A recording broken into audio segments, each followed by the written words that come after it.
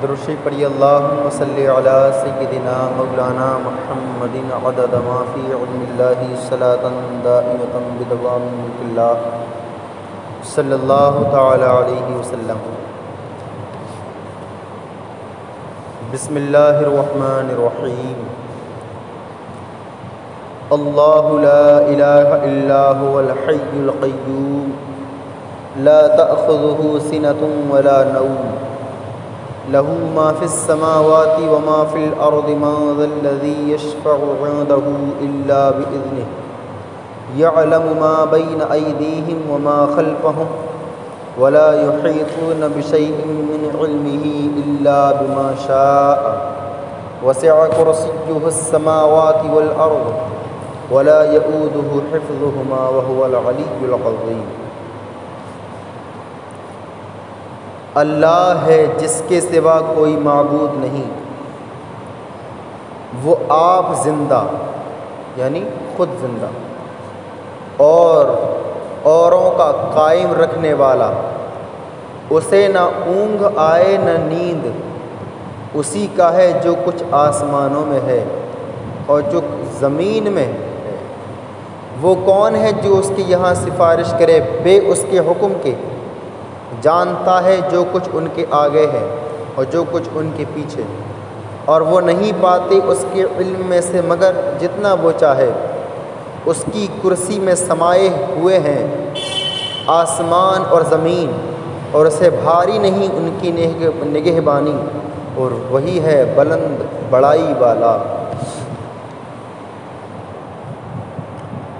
اللہ لا الہ الا ہو، اللہ وہ ہے جس کے سوا کوئی معبود نہیں، معبود برحق ہے تو ہمارا اللہ ہے۔ اس آیت میں اللہ تعالیٰ کی الوہیت اور اس کی توحید کا بیان ہے، اور اس آیت کا خلاصہ یہ ہے کہ اللہ تعالیٰ واجب الوجود اور عالم کو ایجاد کرنے اور تدبیر فرمانے والا ہے۔ اللہ تبارک و تعالیٰ کا وجود واجب ہے، یعنی اللہ موجود ہے، اور اسی نے ہی تمام دنیا کو پیدا فرمایا ہے۔ اسے نہ نیند آتی ہے اور نہ اونگ، کیونکہ یہ چیزیں عیب ہیں۔ نیند کا آنا یا اونگ کا آنا یہ چیزیں عیب ہیں، اور ہمارا اللہ تمام عیبوں سے پاک ہے۔ اور اللہ تعالی نقص اور عیب سے پاک ہے۔ آسمان اور زمین میں موجود ہر چیز کا وہی مالک ہے، ساری کائنات میں اسی کا حکم چلتا ہے۔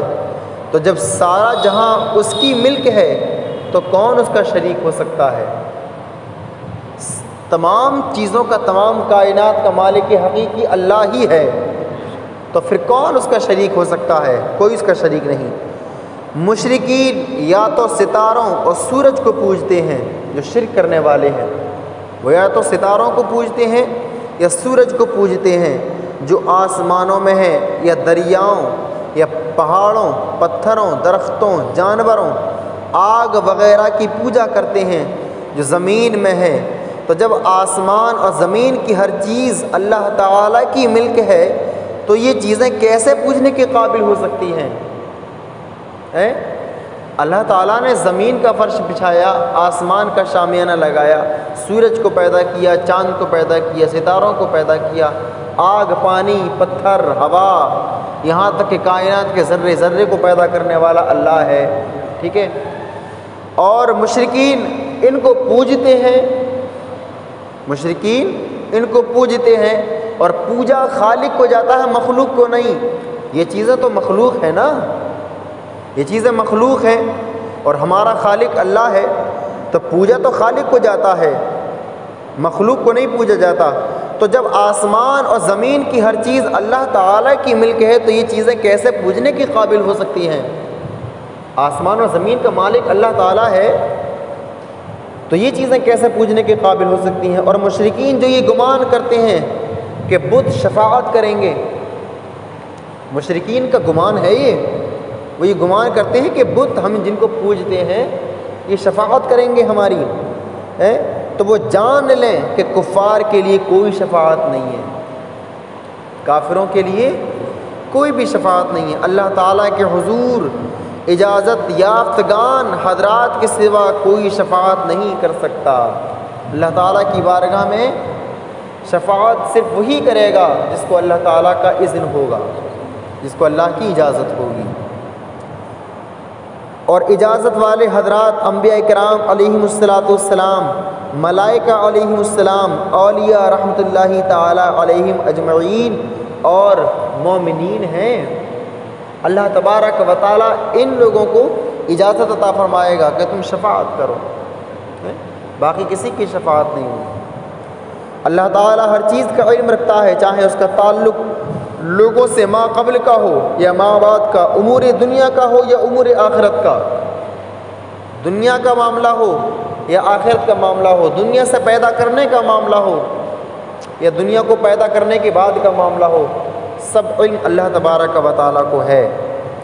اللہ تعالیٰ کے علم سے کسی کو کچھ نہیں مل سکتا جب تک وہ نہ چاہے، جب تک وہ نہ چاہے اللہ تعالیٰ کے علم سے کسی کو کچھ نہیں مل سکتا، اور وہ عطا نہ فرمائے، ہے نا، جب تک وہ عطا نہ فرمائے۔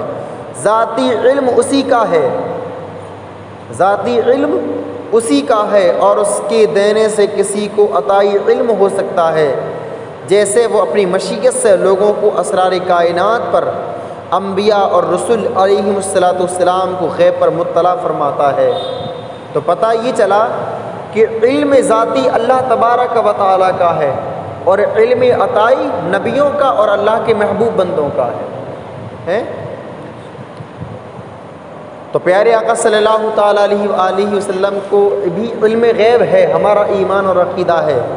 تو یہ علم عطائی ہے، یہ اللہ کی جانب سے، علم ذاتی نہیں ہے۔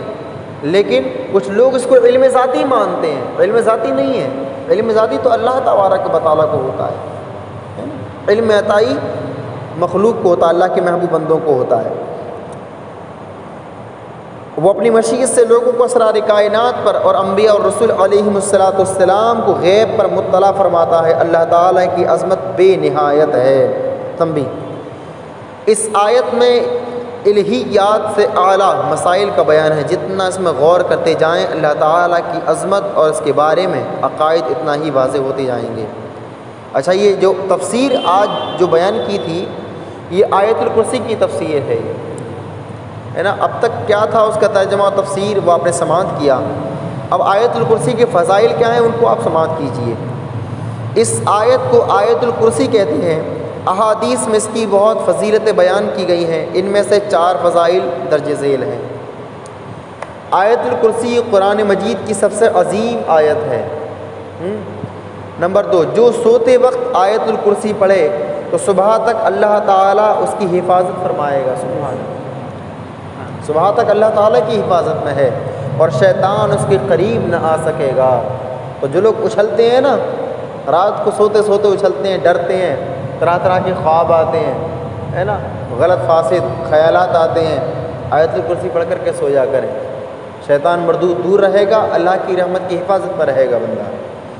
نمبر 3 اور 4، نمازوں کے بعد آیت الکرسی پڑھنے پر جنت کی بشارت ہے۔ سبحان اللہ، جنت کی خوشخبری ہے، نمازوں کے بعد آیت الکرسی پڑھیں، جنت کی خوشخبری ہے آیت الکرسی پڑھنے والوں کے لیے۔ رات کو سوتے وقت پڑھنے پر اپنے اور پڑوسیوں کے گھر کی حفاظت کی بشارت ہے۔ جو رات کو سوتے وقت پڑھے گا تو اپنے گھر کی بھی حفاظت اور پڑوسیوں کے گھر کی بھی حفاظت کی بشارت ہے۔ بشارت ہے نہیں، خوشخبری ملتی ہے کہ تمہیں خوشخبری ہو، تمہارے گھر کی حفاظت ہو رہی ہے، تمہارے پڑوسیوں کے